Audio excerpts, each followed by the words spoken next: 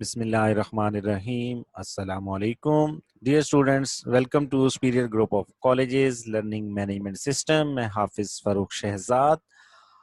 आज हम FSc part 2 physics का चैप्टर नंबर 12 इलेक्ट्रोस्टैटिक्स का सेकेंड लेक्चर पढ़ने जा रहे हैं, जिसमें हम फील्ड्स ऑफ फोर्स और इलेक्ट्रिक फील्ड लाइंस के बारे में पढ़ेंगे। फर्स्ट लेक्चर में हमने कूलम फोर्स के बारे में पढ़ा था।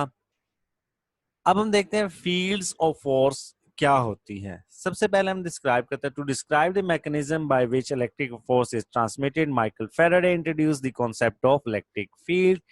माइकल फैराडे ने एक कॉन्सेप्ट डिराइव किया था इलेक्ट्रिक फोर्स को स्टडी करने के लिए। एक मैकेनिज्म था। It is the intrinsic property of nature that an electric field exist in the space around an electric field, कि जहां पर इलेक्ट्रिक फील्ड एग्जिस्ट कहां पर करेगी, जहां पर इलेक्ट्रिक चार्ज होगा उसके गिर्द क्या होगी, इलेक्ट्रिक फील्ड होगी। The electric field exert a force on the other charges placed in that field. तो इलेक्ट्रिक फील्ड क्या करेगी, दूसरे चार्जेस के ऊपर जो उस फील्ड में पड़े होंगे उसके ऊपर कोई फोर्स एक्सर्ट करेगी। अब हम डिफाइन करते हैं कि वो इलेक्ट्रिक फील्ड है क्या। It is the space or region around a charge in which it exert a force on another charge. अगर एक चार्ज हमने किसी जगह पर प्लेस किया है तो उसकी सराउंडिंग्स में जहां तक वो चार्ज किसी दूसरे चार्ज की फील्ड को अट्रैक्ट या रिपेल करेगा तो वो रीजन या वो स्पेस क्या कहलाएगी, इलेक्ट्रिक फील्ड कहलाएगी। अब हम देखते हैं कि ये इलेक्ट्रिक फील्ड किस तरह से एक्ट करती है। The interaction between two charges Q and Q not is successfully finished in 2 steps. हम 2 स्टेप में उसको स्टडी करेंगे कि ये फोर्स किस तरह से एक्ट करती है या वो फील्ड जिसको हम कह रहे हैं वो क्या होती है। फर्स्ट है the charge Q produces a field. जब भी हम चार्ज Q को किसी जगह पर रखेंगे तो वो एक फील्ड प्रोड्यूस करेगा अपने गिर्द। सेकेंडली क्या है, the field interacts with charge Q2 to produce a force F, यानी कि Coulomb force on charge Q naught, दो के टेस्ट चार्ज है। अब हम इसको डायग्रामेटिकली देखते हैं। फॉर एग्जांपल ये हमने चार्ज Q प्लेस किया तो इसके साइड्स पर जो डॉट्स नजर आ रहे हैं ये क्या चीज शो कर रहे हैं, इलेक्ट्रिक फील्ड को, या वो जो रीजन या स्पेस है जिसमें वो दूसरे चार्ज के ऊपर फोर्स एक्ट करेगा। सेकेंड स्टेप में हम देख रहे हैं कि हमने एक और चार्ज Q नॉट जो कि टेस्ट चार्ज है हमने इस फील्ड में प्लेस किया, तो उसके ऊपर जो लगने वाली फोर्स है F is equal to Q naught E। आगे हम इसको एक्सप्लेन करेंगे। ये उसके ऊपर फोर्स लग रही है तो दोनों के फील्ड्स हम यहाँ देख सकते हैं एक दूसरे के साथ इंटरैक्ट कर रही है। The density of the dot is proportional to the strength of the field at the various point। हम देख सकते हैं कि चार्ज के नजदीक डेंसिटी यानी कि कंसंट्रेशन ऑफ जो डॉट्स है वो ज्यादा है, और जैसे जैसे हम दूर जाते जा रही है कंसंट्रेशन कम होती जा रही है। तो जितने डॉट्स ज्यादा होंगे इसका मतलब इलेक्ट्रिक फील्ड स्ट्रेंथ उतनी ज्यादा है, और जितने डॉट्स कम होंगे इसका मतलब इलेक्ट्रिक फील्ड स्ट्रेंथ क्या है, कम है। नियर दी चार्ज हम देख सकते हैं कि डॉट्स ज्यादा हैं, so near the charge electric field strength ज्यादा होगी, और जैसे जैसे हम दूर जाते जाएंगे इलेक्ट्रिक फील्ड स्ट्रेंथ कम होती जाएगी, क्योंकि हम देख सकते हैं डॉट्स क्या होते जा रहे हैं, कम होते जा रहे हैं। अब इलेक्ट्रिक फील्ड इंटेंसिटी क्या चीज है, the force applied on a unit positive charge place in the electric field of a certain charge.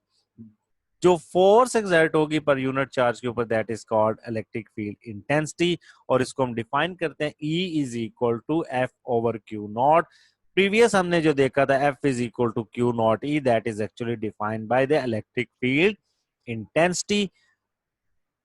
Units इसके क्या होंगे, यूनिट्स इसके होंगे न्यूटन पर कूलम, क्योंकि हम जानते हैं फोर्स के यूनिट क्या होंगे न्यूटन और चार्ज के यूनिट क्या होंगे कूलम होंगे। तो इलेक्ट्रिक फील्ड इंटेंसिटी के यूनिट्स क्या बन जाएंगे, न्यूटन पर कूलम।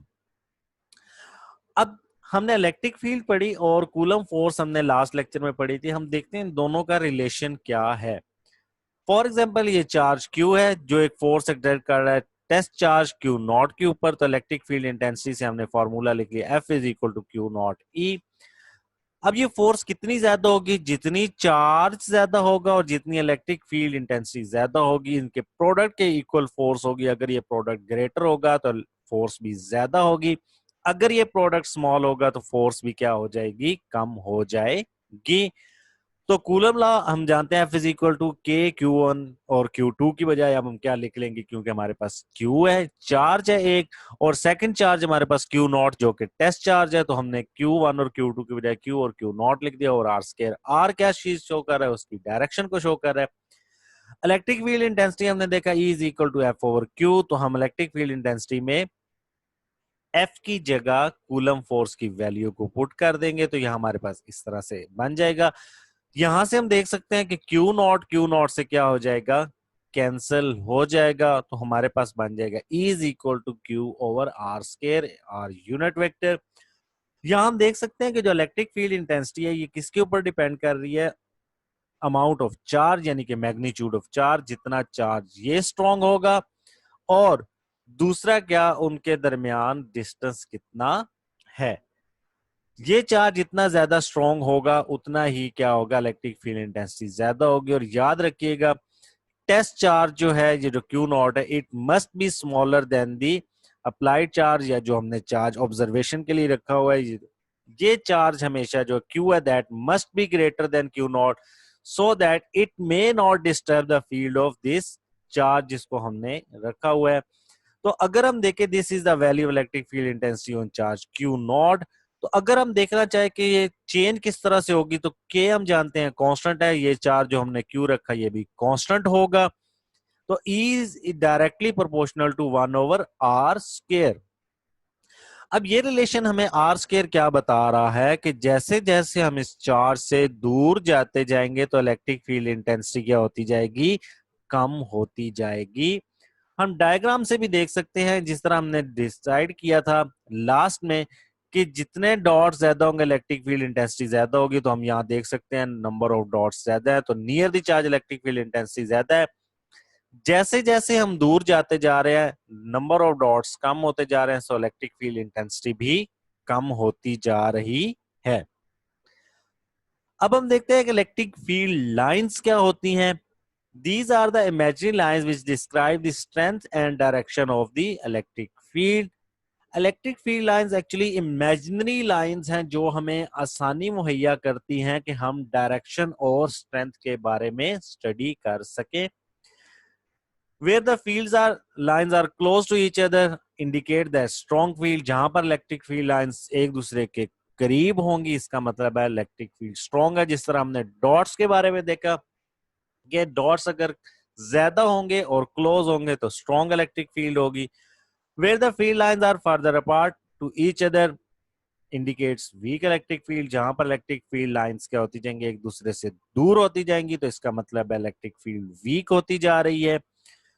उसके बाद direction of electric field is from positive to negative charge. जो डायरेक्शन होती है इलेक्ट्रिक फील्ड की वो कहां से कहां होती है, पॉजिटिव से नेगेटिव की तरफ होती है। As the electric field lines provide information about the electric force exerted on a charge, the lines are commonly called lines of force. तो जो लाइंस है एक्चुअली इमेजिनरी लाइंस है और ये हमें एक आसानी मुहैया करती है कि हम डायरेक्शन को स्टडी कर सके। तो इसलिए जो फोर्स एक्सर्ट होती है उन लाइंस को क्या कहते हैं, लाइंस ऑफ फोर्स कहते हैं। The number of lines per unit area passing perpendicularly through an area is proportional to the magnitude of electric field. कि जितनी नंबर ऑफ लाइंस किसी यूनिट एरिया से परपेंडिकुलर गुजर होंगे वो प्रोपोर्शनल होंगी मैग्नीट्यूड ऑफ इलेक्ट्रिक फील्ड। जितना magnitude ज्यादा होगा पर यूनिट एरिया जो इलेक्ट्रिक फील्ड होगी वहां पर उतनी ही ज्यादा हो जाएगी। अब electric field lines due to positive point charges, अब हम चार्जेस की वजह से पढ़ते हैं कि पॉजिटिव पॉइंट चार्ज की वजह से क्या होगी, नेगेटिव की वजह से क्या होगी, इस तरह डिफरेंट चार्जेस की हम कंडीशंस पढ़ेंगे। तो सबसे पहले हम पॉजिटिव पॉइंट चार्ज की वजह से पढ़ते हैं। यहां पर हमने क्या किया, एक पॉजिटिव चार्ज को प्लेस किया सेंटर में और छोटे छोटे चार्ज हमने उसके सराउंडिंग्स में प्लेस कर दिए जो कि सारे के सारे पॉजिटिव चार्ज थे। हमने देखा कि पॉजिटिव चार्ज को रिपेल कर रहे हैं, तो यहां से हम देख सकते हैं कि इलेक्ट्रिक फील्ड लाइंस जो हैं पॉजिटिव चार्ज की वजह से आउटवर्ड है। A positive charge Q naught place anywhere in the vicinity of a positive charge Q experience repulsive force directed radially outward, तो इसका मतलब electric field lines positive charge की वजह से आउटवर्ड होती है। तो अगर हम सिंगल चार्ज की वजह से स्टडी करेंगे तो हमारे पास कुछ इस तरह से होंगी। यहां से अब हम देख सकते हैं कि near the charge electric field lines एक दूसरे के करीब करीब हैं, सो हम कहेंगे इलेक्ट्रिक फील्ड इंटेंसिटी जो है वो ज्यादा है। और जैसे ही जैसे हम दूर जाते जाएंगे तो इलेक्ट्रिक फील्ड इंटेंसिटी हम देख सकते हैं यहाँ पर कम होती जा रही है, इलेक्ट्रिक फील्ड लाइंस एक दूसरे से दूर होती जा रही है। तो कंक्लूजन हम क्या करेंगे, the electric field lines are directly outward from the positive point charge. Positive point charge की वजह से इलेक्ट्रिक फील्ड लाइंस हमेशा क्या होंगी, आउटवर्ड होंगी। अब हम देखते हैं electric field lines due to a negative point charge. तो अगर हम नेगेटिव पॉइंट चार्ज प्लेस करेंगे तो उसकी वजह से इलेक्ट्रिक फील्ड लाइंस क्या होंगी, इनवर्ड होंगी, जो कि हम डायग्राम में देख सकते हैं कि एरो हेड किधर है, इनवर्ड है। इसमें भी हम देख सकते हैं कि near the charge electric field intensity ज्यादा है और जैसे जैसे हम चार्ज से दूर जाते जाएंगे तो इलेक्ट्रिक फील्ड इंटेंसिटी कम होती जाएगी। The lines are directly inward because the force on a positive charge is now of attraction indicating the electric field lines points inward। so याद रखिए जो इलेक्ट्रिक फील्ड लाइंस हैं पॉजिटिव पॉइंट चार्ज की वजह से आउटवर्ड होंगी और negative point charge की वजह से इनवर्ड होंगी। अब हम एक और केस स्टडी करते हैं, electric field lines in the case of two identical separated charges. अब हम क्या करने जा रहे हैं, दो आइडेंटिकल चार्जेस को हम एक दूसरे के सामने प्लेस कर देंगे। यहां पर हमने दोनों पॉजिटिव चार्जेस को प्लेस किया हुआ है। अब हम जानते हैं कि पॉजिटिव पॉइंट चार्जेस की वजह से इलेक्ट्रिक फील्ड लाइंस आउटवर्ड होती हैं, जो कि हम देख सकते हैं। लेकिन इन सेंटर देखें तो दोनों लाइंस क्या है, पॉजिटिव पॉजिटिव होने की वजह से एक दूसरे को रिपेल कर रही हैं। अब इस रिपल्शन की वजह से क्या हो जाएंगे, इलेक्ट्रिक फील्ड लाइंस क्या हो जाएंगी, कर्व हो जाएंगी। अब जो सेंट्रल है, this is called neutral zone. किस तरह से, it reveals that the lines in the region between two like charges seem to repel each other, क्योंकि वो एक दूसरे को रिपेल कर रही हैं। So the middle region shows the presence of zero field spot और न्यूट्रल जोन। हम देख सकते हैं कि इनके दरमियान में कोई इलेक्ट्रिक फील्ड लाइन नहीं है, इसका मतलब है कि यहाँ पर कोई इलेक्ट्रिक फील्ड एग्जिस्ट नहीं कर रही। So this is called neutral zone. So जब भी दो सेम चार्जेस हम एक दूसरे के सामने प्लेस करेंगे तो सेंट्रल रीजन क्या होगा, हमेशा न्यूट्रल जोन होगा।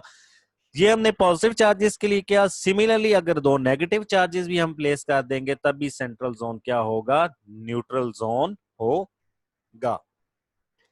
अब हम क्या करते हैं, electric field lines in case of two oppositely charge separated charges.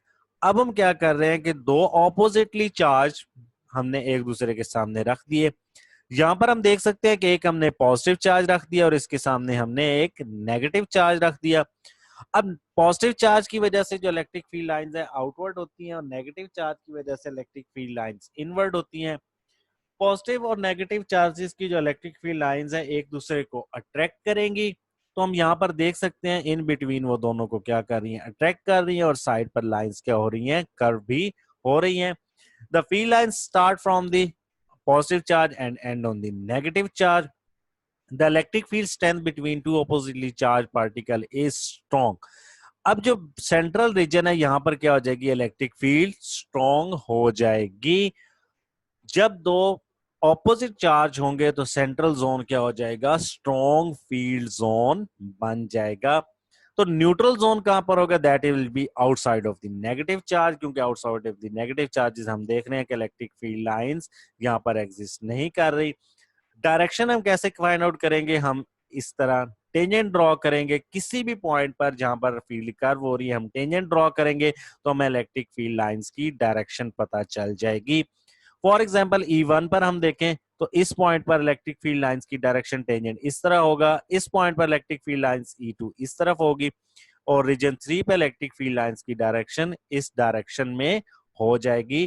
तो by drawing the tangent on the curve path of the electric field lines we can find the direction of electric field. Electric field lines due to oppositely charge parallel plates. अब हम क्या करते हैं, दो parallel plates रखते हैं। अब हम यहाँ पर देख सकते हैं कि electric field lines positive plate से नेगेटिव प्लेट की तरफ जा रही हैं। अब हम प्रॉपर्टीज पढ़ते हैं. In the region where the field lines are parallel and equally space the same number of lines pass per unit area, therefore field is uniform on all points. दरमियान में हम यहां से लेकर यहां तक देख सकते हैं कि इलेक्ट्रिक फील्ड लाइंस क्या हैं, स्ट्रेट जा रही हैं और वो यूनिफॉर्म हैं. इसका मतलब है स्ट्रेट हैं तो इलेक्ट्रिक फील्ड लाइंस क्या है, यूनिफॉर्म है. The field lines are directed from the positive plate to the negative plate and are uniform between the plate except the ends. And पर हम देख सकते हैं कि इलेक्ट्रिक फील्ड लाइंस यूनिफॉर्म नहीं है, वो कर्व हो रही हैं. उसकी रीजन क्या है, that are called fringing field. Fringing fields क्या होती हैं, if the plates are not of infinite length, the length of the lines at the end of the plates will be little breaking out, showing that the field is not uniform at the end. Between the plates क्या होगा, electric field lines यहाँ पर uniform होंगी, लेकिन outside क्या हो जाएंगी, electric field lines uniform नहीं रहेंगी, वो कर्व हो जाएंगी. जिस तरह हमने दो ऑपोजिटली चार्जेस की तरह देखा कि वो दूसरे को अट्रैक्ट करेंगे और रिपेल हो जाएंगी. और direction of electric field again हम फाइंड करेंगे by drawing the tangent. Such a non uniform electric field at the end of the plate is called fringing field. तो जो एंड ऑफ द प्लेट पर fields हैं, क्या कहलाती हैं, fringing fields कहलाती हैं.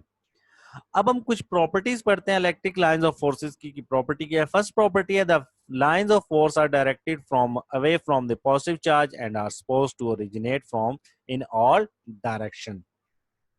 सेकंड क्या है, the lines of force are directed towards a negative charge and are supposed to terminate on it. तो ये दो कंक्लूजन हो गए कि पॉजिटिव चार्ज की वजह से इलेक्ट्रिक फील्ड लाइंस इमिट होंगी और नेगेटिव चार्ज पर टर्मिनेट होंगी.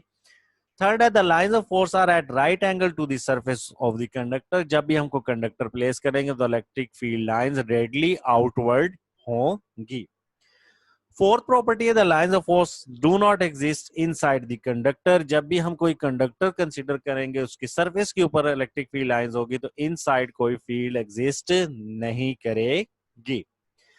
फिफ्थ प्रॉपर्टी है, the lines of force are closer together at the point where the field is stronger and further apart at the points where the field is weaker. ये हमने study किया. उसके बाद 6 होगा, the direction of tangent at any point on the electric field lines for the gives the direction of electric field at that point. जहां पर भी curve field होंगी उसके ऊपर अगर हम टेंजेंट ड्रॉ करेंगे that will show the direction of electric field. Last property है, the lines of force cannot cross each other. This is because electric intensity E has only one direction at any given point. If the lines cross each other, then E could have more than one direction. Electric field lines कभी भी एक दूसरे को cross नहीं करेंगी. अगर ऐसा होता तो इसका मतलब है कि इलेक्ट्रिक फील्ड लाइंस की डायरेक्शन एक से ज्यादा है, जो कि फिजिकली इम्पॉसिबल है. कुछ पास पेपर से एमसीक्यूज देखते हैं. पहला एमसीक्यूज है, the force on electron in a field is 1 × 10⁸ Newton पर कूलम विल बी. तो हमें ये फाइंड आउट करना है. मुल्तान 2008 में क्वेश्चन पूछा गया, तो हमें जो इलेक्ट्रॉन के ऊपर E is equal to F/Q, हमारे पास जो इलेक्ट्रिक फील्ड गिवन है, चार्ज ऑफ इलेक्ट्रॉन हम पुट करेंगे तो हमारे पास जो फोर्स आ जाएगी. क्वेश्चन नंबर 2 है, the electric field created by positive charge is. Sargodha 2010 और मुल्तान 2016 में क्वेश्चन पूछा गया. तो इलेक्ट्रिक फील्ड लाइंस जो पॉजिटिव की वजह से होती हैं वो क्या होती हैं, रेडियली आउटवर्ड होती हैं. So A is the answer. तीसरा क्वेश्चन है, the lines which provide information about the electric force exerted on the charge particle are these are called electric field lines. Sargodha 2011 में पूछा गया. कुछ शॉर्ट क्वेश्चंस देखते हैं पास पेपर से. पहला है, suppose that you follow electric field lines due to positive point charge, do electric field at the end potential increases और डिक्रीजेस. क्या इलेक्ट्रिक फील्ड इंक्रीज होगी या decrease? Number of times different board में आ चुके हैं, आप देख सकते हैं. तो हम ये पढ़ चुके हैं कि इलेक्ट्रिक फील्ड लाइंस क्या होगी, पॉजिटिव पॉइंट चार्ज की वजह से जब हम जाएंगे तो वो डिक्रीज हो जाएगी. क्वेश्चन नंबर 2 है, electric field lines force never cross each other. Why? तो हमने लास्ट प्रॉपर्टी पढ़ी कि फिजिकली इम्पॉसिबल है. ये भी क्वेश्चन बहुत बार हर बोर्ड में ऑलमोस्ट रिपीट हो चुका है. आप देख सकते हैं कि कितने बोर्ड्स इसमें शामिल हैं. लास्ट क्वेश्चन है, do electrons tend to go region of high potential और लो पोटेंशियल. इलेक्ट्रॉन क्या हाई पोटेंशियल की तरफ जाएगा या लो पोटेंशियल की तरफ जाएगा? ये भी क्वेश्चन बहुत ज्यादा इंपॉर्टेंट है और अक्सर बोर्ड में पूछा जाता है। तो इलेक्ट्रॉन हम जानते हैं वो नेगेटिवली चार्ज पार्टिकल है। नेगेटिव चार्ज पार्टिकल होने की वजह से वो किसकी तरफ अट्रैक्ट होगा? पॉजिटिव की तरफ। सो पॉजिटिव पोटेंशियल कौन सा होता है? High potential.